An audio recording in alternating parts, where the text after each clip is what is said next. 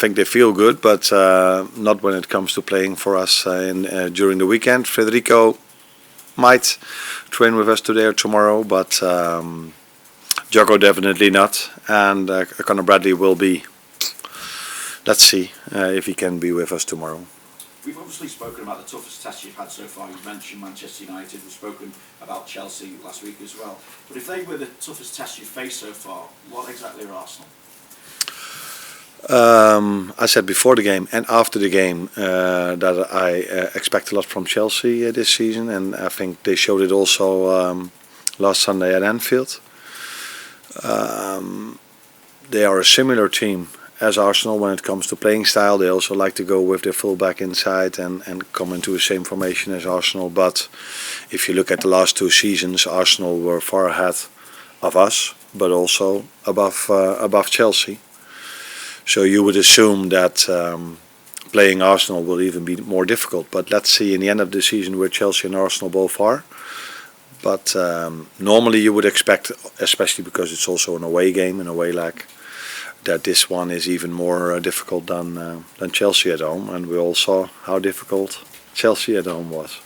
Last season, Liverpool took just 3 points from the 4 games against the sides that finished in the top 2. Because of that, it feels like it would be a big statement, even at this early stage in the title race, if you were to take all 3 points this weekend. So, how do you see it?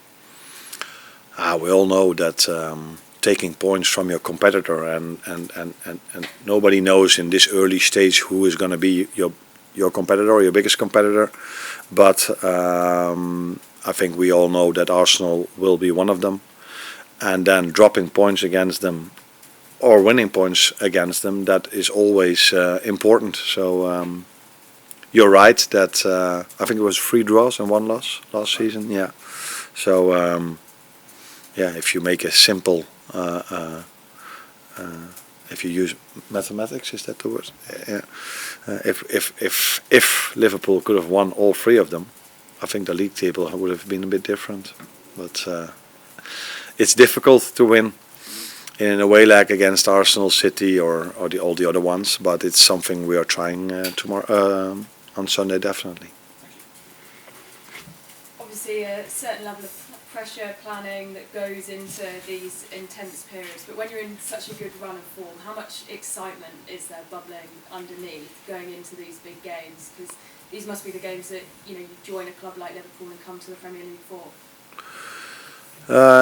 In the life of a manager, and I'm talking about a manager, I don't know how it is for the players, but the excitement is for 10 to 15 minutes after the game. So when you're still on the pitch, you walk off it, and then you already start to think, okay, what I'm going to say to the players next when they all come in, and then afterwards you go to the press conference, and then your focus is already on the next game. So the excitement for a manager is maybe 10 to 15 minutes after good results, and but it's a very nice fixture to be in. That's clear. But there are many nice fixtures to be in. And Arsenal away is one of them. Your start to the season continues to break records for a manager in their first season in the Premier League. Where does this start that you've made sit in comparison to your own expectations and also those of the targets that you set? It's not that if I start the season I have targets how many points you want to have after a certain amount of games. It is what I just said about the joy you have after a game. It's 10 to 15 minutes, and that's also the way I look at the fixture list. So it's always the next one you try to prepare and not looking too far ahead, because that's of no use in football.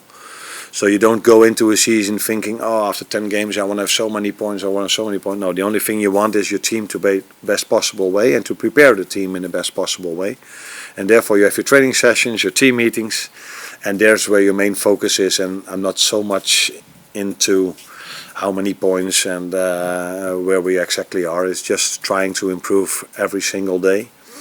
And that's what we're trying now. And that's also what's needed, because teams around us do the same.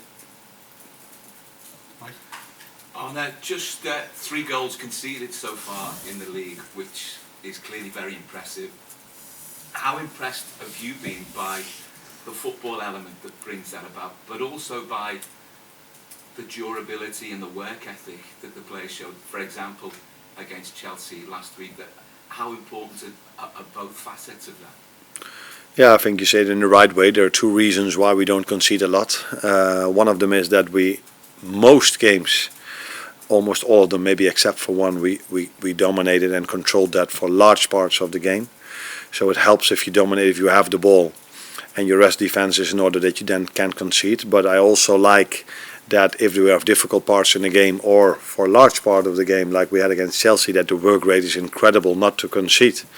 And that is something that's very important. And if you combine that with having the likes of Virgil and Ibu and the two goalkeepers we've used till now, that is probably one of the reasons why these three elements, why we haven't conceded that much. And then to be aware of the fact that we also have Joao Kwanzaa and Joe Gomez, who are in a good place when it comes to centre-backs.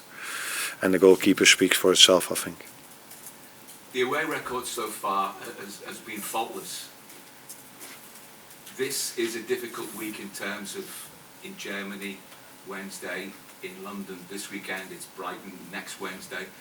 What sort of challenge does that represent, not just in the footballing sense, but logistics and the whole thing that sort of, disrupted training and what have you? Yeah, but that's part of our lives. That's also what the players are used to. If they play Champions League or like last season Europa League, you know that these challenges are there. You know also that they are experienced in this, how to take care of their body, what to do immediately after the game and the days after to prepare yourself in the best possible way. For this game we had 3 days in between, so that's more than we had before the Leipzig game. It's also more than we have for the Brighton game. Unfortunately for us, all these 3 games we have 1 day less in recovery than the 3 teams we face. But that is also part of a season and part of our lives, and I think these players are experienced enough and they get the help of a fantastic staff to be in the best possible way physically prepared for that game, and it's my job also to prepare them in a tactical way as well. Hi, Arne. In terms of the start you've made, have you exceeded your own expectations before the season? Yeah, that's a bit similar answer that I just gave. There were not expectations from me. It wasn't like that I was at my holiday thinking about, okay, after 10 games, how many points do I want to have? No, the only thing I was thinking of was how am I going to try to bring the best out of this team that has been done for so long by Jürgen, and how can we continue that, and how am I going to do the individual meetings with the players, the team meetings with the players, and you don't think about points. For me, the way I think about it, it's about the process we are doing, what we do on a daily basis, and that, in my experience till now, leads in the end to points. That's why I didn't have expectations coming in when it comes to the amount of points we needed to have after 1, 2, 3 or 10 games. But there were expectations from me where the way I wanted to see the team playing. And I think that is matching my expectations at the moment. Hi, Arne. I want to kind of return to something I spoke to you about before. It's kind of retaining slender leads in games. Now, last time we spoke after Wolves, it was very much about towards the end of the game, you were concerned about not taking chances, but weren't really concerned about giving up shots. Whereas in recent games against Palace, Leipzig and Chelsea, that's kind of changed. I believe it's 20 shots in the last 20 minutes of those games compared to 11 for Liverpool. Do you think maybe there's an element that Liverpool have been so good at defending these slender leads that it's starting to affect the balance between attack and defence towards the end of games? I think every game has its own story. So the Leipzig game, I just said about the difference in the period of rest we had in between the games. So that could be a factor where Leipzig was in the end of the game a bit better than we were. I don't know if that had anything to do with it, but it could.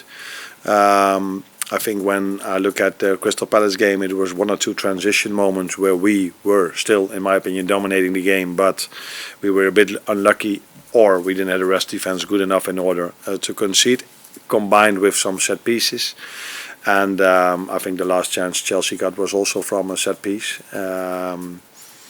So I liked, it was only the last 6 minutes of injury time where we had at Leipzig, where we constantly had the ball and controlled it, and and those moments were not difficult. So also the Leipzig game, the first chance they had in the last 10 to 15 minutes was from a second phase set piece. But yeah, you also concede a set piece if the other team is a bit stronger than you at that moment. So no, I'm not worried, but I prefer to see that we dominate till the end of the game. But it's also good to see that if we have to defend, that we have a team that defends with 11, with 2 outstanding centre backs and a goalkeeper that makes saves as well. Last one's for the Breakouts. Andy? Arne, just to ask, how is Alisson progressing in his recovery? Oh, he's progressing well, like we expect, but it's not a short-term recovery. So it's always difficult to judge him. I think the best way to judge an injury is in the end of an injury, the end phase of his rehab, and he's not there yet. So I can't tell you for how long he will be out, but don't expect him to be in against Brighton in the cup or next week.